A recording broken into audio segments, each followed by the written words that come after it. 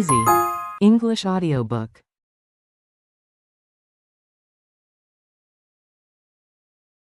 Rapunzel.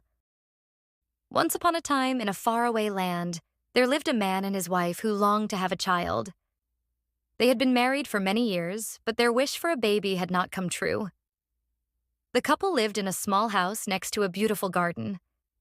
This garden was full of the most wonderful flowers and herbs, but it was surrounded by a high wall, and no one dared to enter it. The garden belonged to a wicked witch named Dame Gothel, who was feared by everyone in the land. One day, the wife looked out of the window and saw a bed of fresh green Rapunzel growing in the garden. It looked so delicious that she began to crave it with all her heart. "Oh, how I wish I could have just a taste of that Rapunzel," she said to her husband. "If I don't have some, I fear I might die of longing." Her husband was deeply troubled by his wife's words. "My dear wife, I would do anything to make you happy. But how can I get the Rapunzel? It grows in the witch's garden, and she is very dangerous," he said with concern. "But I must have it, or I will surely die," the wife pleaded. Seeing how desperate his wife was, the man decided to risk everything to make her happy. That night, he climbed over the high wall into the witch's garden, and with trembling hands, he picked a handful of the Rapunzel. He quickly returned home and gave it to his wife. She ate it eagerly and felt much better. However, the craving returned the next day, even stronger than before. "My dear husband, I must have more of that Rapunzel. Please go back and get me some more," the wife begged. The man was frightened, but he loved his wife dearly. That night, he climbed the wall again and picked more Rapunzel for her. But just as he was about to leave, he heard a terrible voice. "How dare you steal from my garden, you thief?" the voice thundered. The man turned around and saw Dame Gothel standing before him. She was furious, her eyes glowing with anger. "Please forgive me," the man pleaded. "My wife saw your Rapunzel from our window and longed for it so much that she feared she would die. I had no choice but to take some for her." Dame Gothel's expression softened slightly at the man's explanation. "If what you say is true, then I will spare your life. But you must give me something in return," she said.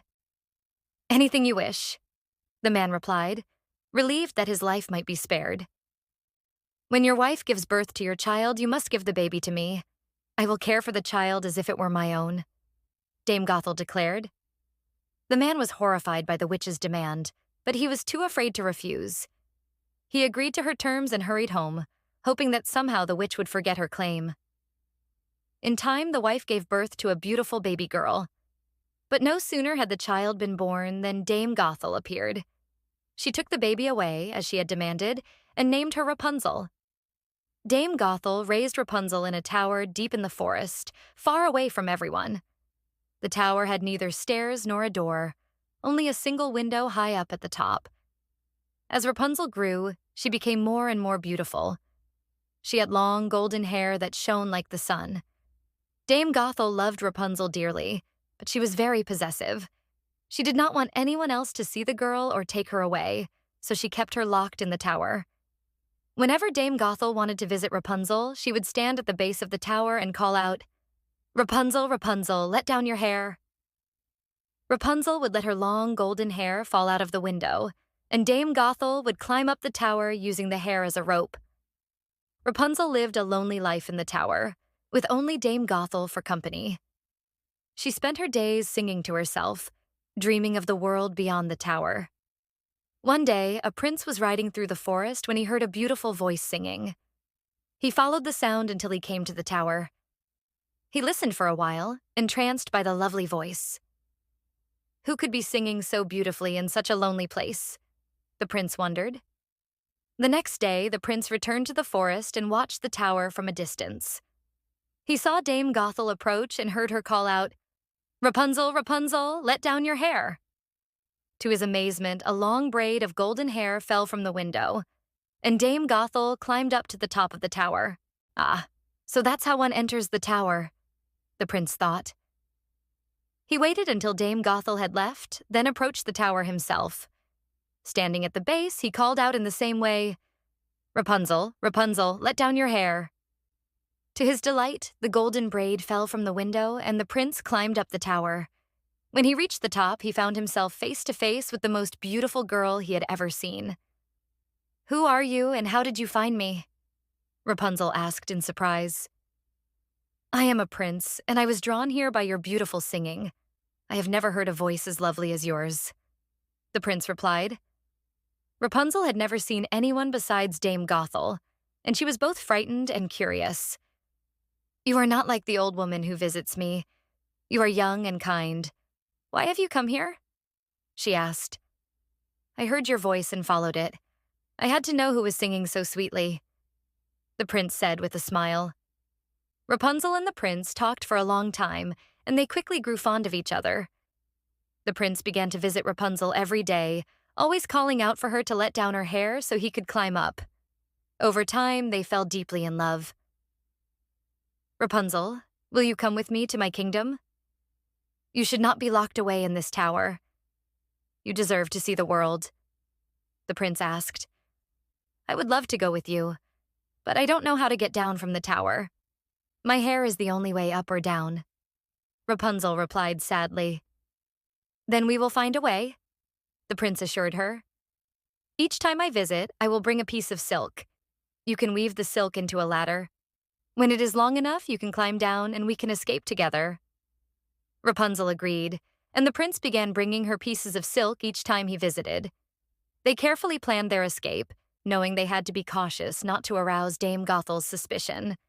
But one day, Rapunzel, without thinking, spoke to Dame Gothel about the prince. "Mother Gothel, why is it that you are so much heavier than the prince? He climbs up so easily," Rapunzel asked innocently. Dame Gothel was furious when she heard these words. "You wicked child! How dare you betray me?" she screamed. In her anger, Dame Gothel grabbed a pair of scissors and cut off Rapunzel's long golden hair. She then took Rapunzel far away to a desolate land and left her there, alone and heartbroken. That evening, when the prince came to the tower, he called out as usual, "Rapunzel, Rapunzel, let down your hair." To his surprise, Dame Gothel let down the cut braid of Rapunzel's hair. As the prince climbed up, he found himself face to face with the angry witch. "You will never see Rapunzel again," Dame Gothel spat. "She is gone and you will never find her."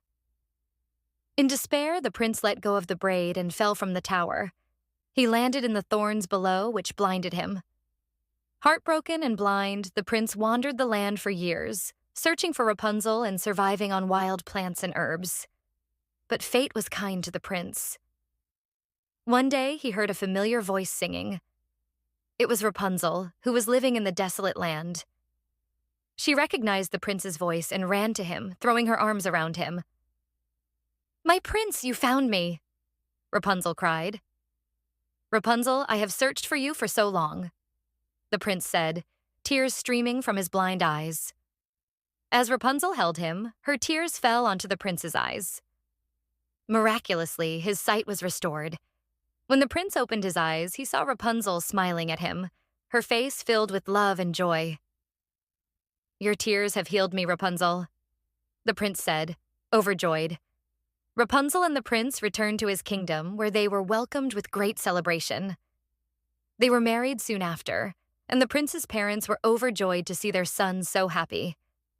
Rapunzel finally had the life she had always dreamed of, surrounded by love and happiness. Rapunzel's story became a legend, reminding everyone that true love can overcome even the darkest of trials.